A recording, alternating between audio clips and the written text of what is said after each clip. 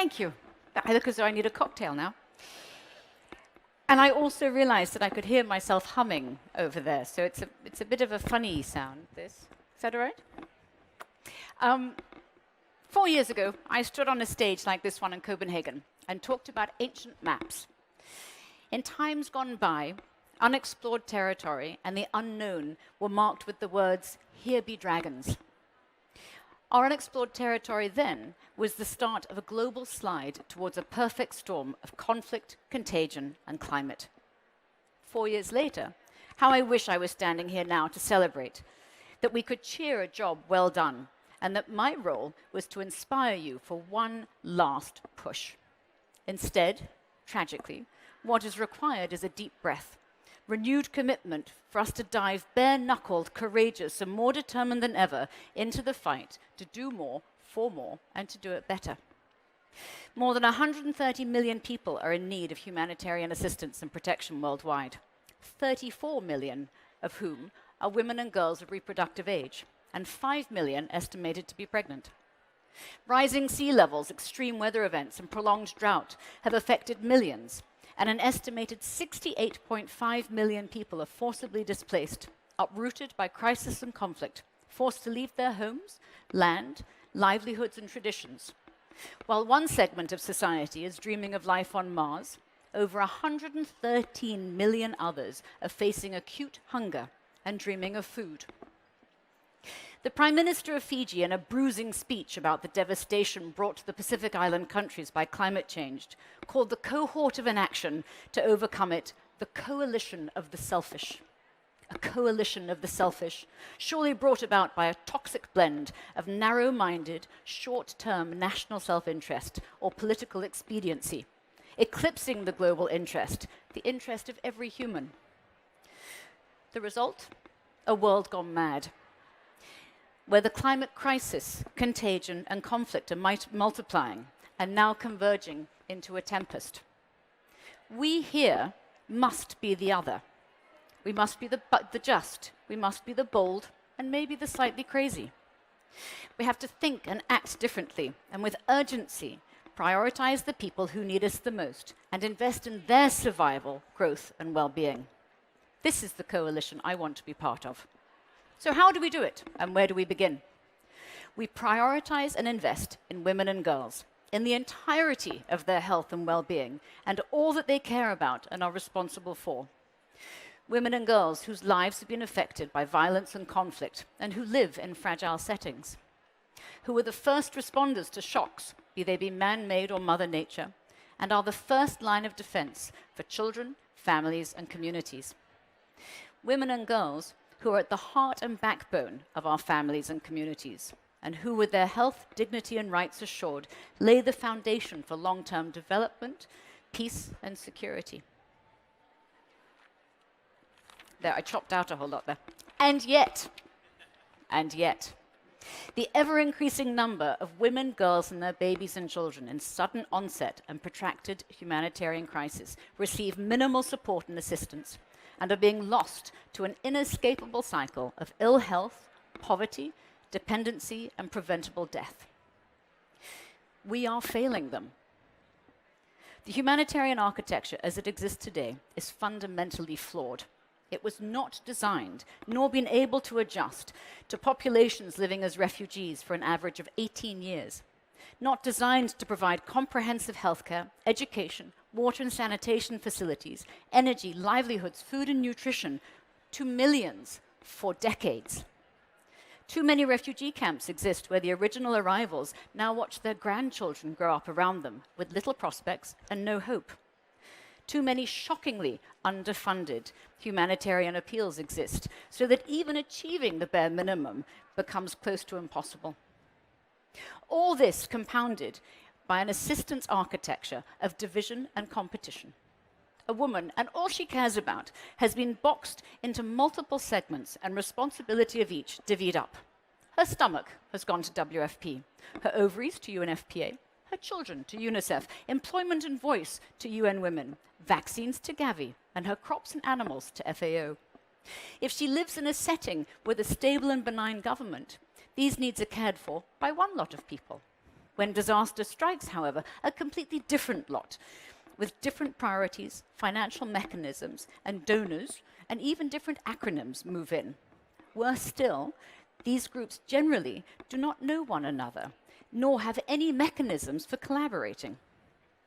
We must do more than pay mere lip service to a person-centered approach and actively challenge each other to work better together.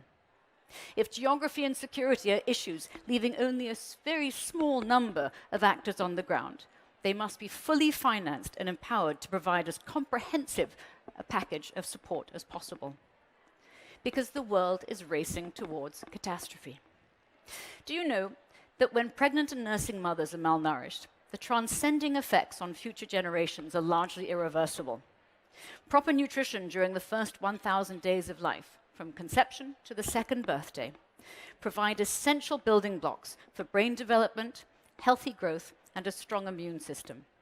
Without it, the resulting damage to a child's neurological and physical development leads to a diminished capacity to learn, poor performance in school, greater susceptibility to disease, and a lifetime of lost earning potential.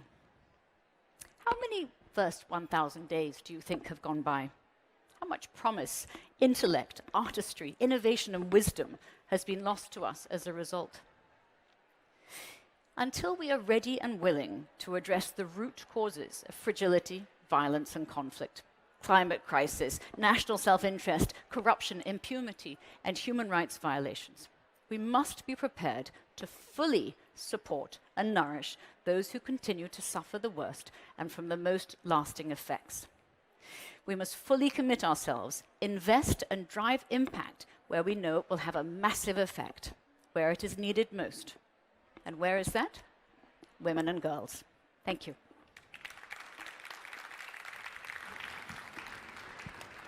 Thank you. You can join me at the cocktail table. Yes, I am joining you at the cocktail table. So please tell us, how are you going to continue to use your power for change? I think we have to be troublemakers. I really think that we have to continue to roll up our sleeves and be willing to tackle the hardest and most uncomfortable issues head on. We have to support each other as we do it, because one lone voice is going to be pulled under. We have to have the courage to challenge the status quo. Institutions, governments, policies, and the architecture that we know is not efficient, effective, and serving women and girls. And if we continue to use our voices to protect each other and challenge authorities, challenge each other, then I hope that we will see change.